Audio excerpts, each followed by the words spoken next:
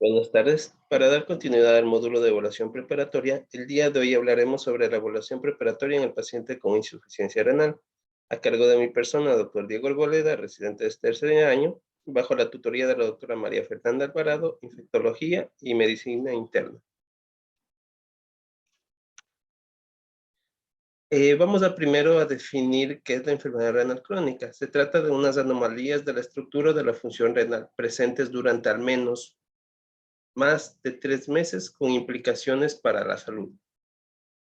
¿Cómo nos clasifica la guía Código de 2012 a la insuficiencia renal crónica? Bueno, la clasifica de grado 1 cuando la tasa de filtración glomerular se encuentra mayor a 90.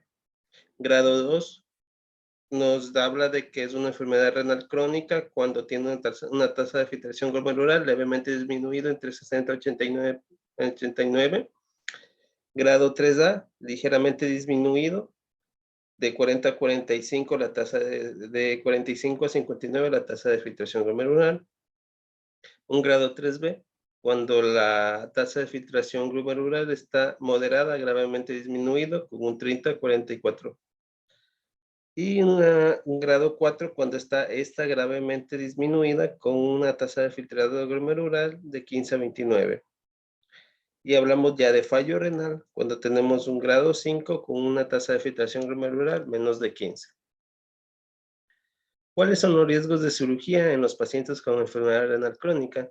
Vamos a decir que es un factor de riesgo para complicaciones postoperatorias. La enfermedad renal crónica aumenta 100 veces el riesgo de mortalidad cardiovascular perioperatoria. Y dentro de ellos, el infarto de miocardio, la insuficiencia cardíaca y el evento cerebrovascular son la principal causa de muerte. El riesgo de daño en función del tipo de cirugía, vamos a decir que es un predictor significativo para el riesgo de empeoramiento de la función renal. Va a ser el tipo y extensión de la cirugía. La cirugía cardíaca tiene un riesgo aumentado de hasta 30% en comparación con la población general. En este cuadro nosotros vamos a encontrar del riesgo de acuerdo a la cirugía. Con un riesgo mayor al 5% vamos a tener a la cirugía aórtica, a la cirugía vascular mayor, a la cirugía vascular periférica. Con un riesgo intermedio, un riesgo de 1 a 5%, la cirugía abdominal, la angioplastía arterial periférica, la cirugía carotidia, la cirugía endovascular de aneurismas, la cirugía de cabeza y cuello, la neurocirugía mayor, la cirugía ortopédica mayor, la cirugía pulmonar y la cirugía mayor urológica. Y con un riesgo bajo, con un riesgo menor del 1%, la cirugía de mama, dental, endocrina, ocular, ginecológica, reconstructiva, ortopédica menor y urológica menor. Entrando al tema de la evaluación preparatoria en la enfermedad renal crónica, nosotros debemos de saber que se basará en el interrogatorio, la exploración física y las pruebas complementarias que nos permitirá evaluar, entre otras cosas, la causa de la enfermedad renal crónica, el estadio de la enfermedad renal crónica y las manifestaciones clínicas de acuerdo al grado de enfermedad renal crónica que el paciente tenga. ¿Cuáles son las pruebas complementarias que nosotros debemos solicitar? En estadio 1 y 2, un electrocardiograma. Se debe solicitar radiografía de tórax según la edad, la patología asociada y el tipo de cirugía. Se debe solicitar un hemograma completo, electrolitos, creatinina, independientemente de la edad y cirugía.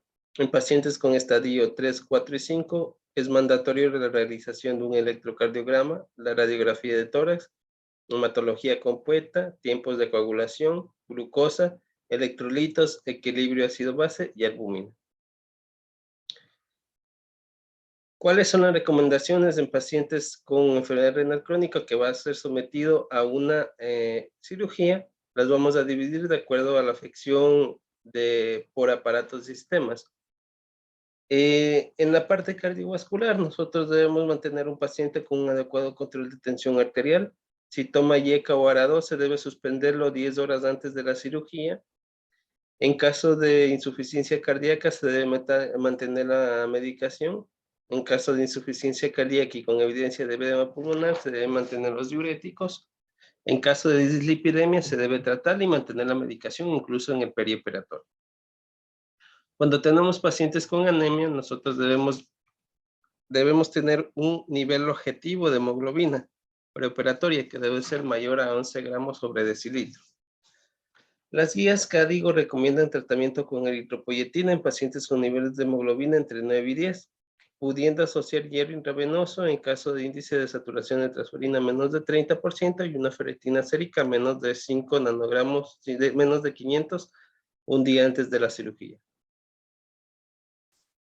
La afectación hemostásica, debemos valorar el riesgo de sangrado, valorar la suspensión de antiagregantes y anticoagulantes de forma previa a la cirugía, y se debe realizar profilaxis antitrombótica monitorizando la actividad de la heparina para ajustar la dosis de la función renal mediante la medición del PTT en casos de heparina no fraccionada, o bien mediante la medición de la actividad del anti-10A en casos de heparina de bajo peso molecular.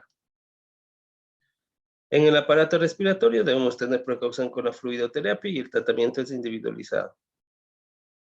Si el paciente presenta acidosis metabólica, debemos mantener un equilibrio ácido-base en el preoperatorio con niveles de bicarbonato en torno a 20 a 22. Evitar la hipoventilación y con ello la acidosis respiratoria.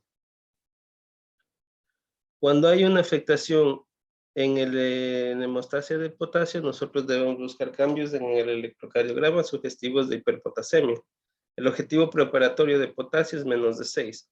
Elevaciones ligeras de potasio se suelen controlar con modificaciones de dieta y cuando los niveles de potasio preoperatorio son más de 6 a 6.5 se debe utilizar medidos hipocalemiantes. La afectación de hemostasis de fluidos y sodio. Se debe valorar el grado de hidratación. Se debe tener precaución con los líquidos intravenosos perioperatorios. Se debe conocer el régimen de terapia de reemplazo renal. Y se debe conocer la función renal basal y actual con valores de concentración sérica de urea y creatinina, tasa de filtración glomerular y determinar la concentración de electrolitos en suero, sobre todo sodio y potasio. Se recomienda mantener niveles de calcio y fósforo en rango normal. Se debe valorar las manifestaciones clínicas de hipocalcemia, como parestesias, confusión. Y en el electrocardiograma se debe buscar signos como prolongación del intervalo QT y arritmias. Se debe considerar la administración de calcitonina, bifosfonatos y cinacalcet para el tratamiento de hipercalcemia. Se debe utilizar sales de calcio para la corrección de hipocalcemia. ¿Cuáles son las recomendaciones en pacientes en terapia de reemplazo renal?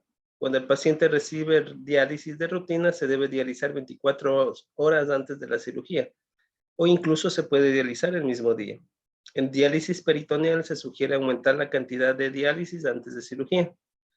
Y si el paciente presenta criterios de diálisis de emergencia perioperatoria, como son la hiperpotasemia y la sobrecarga de volumen, se debe proceder a la misma. ¿Cuándo se debe reanudar la diálisis? Esta se puede reanudar en ausencia de una indicación aguda, se la puede realizar o se puede dializar al paciente según lo programado. En líneas generales vamos a tener las siguientes consideraciones. Cuando un paciente está en el estadio 1 o 3 a 3 de enfermedad renal crónica, se debe evitar el uso de drogas nefrotóxicas como los aminoglucósidos, vancomicina o AINES. Evitar el uso de medios de contraste, evitar el uso de fosfasoda. Si toma IECA Guaradó, suspenderlo 10 horas antes de la cirugía. Si toma clopidogrel, suspenderlo 7 días antes de la cirugía. Administrar una hidratación al paciente que lo mantenga estable, sin hipotensión ni hipertensión. Evitar el uso de diuréticos. En estadio 4, omitir drogas nefrotóxicas, evitar hipoperfusión renal pre y perioperatoria, diálisis preoperatoria dependiendo del tipo de cirugía y de las comorbilidades, diálisis postoperatoria según su evolución clínica. En estadio 5, realizar hemodiálisis en 24 horas previas a la cirugía, diálisis peritoneal continua hasta el día de la cirugía, si es el caso.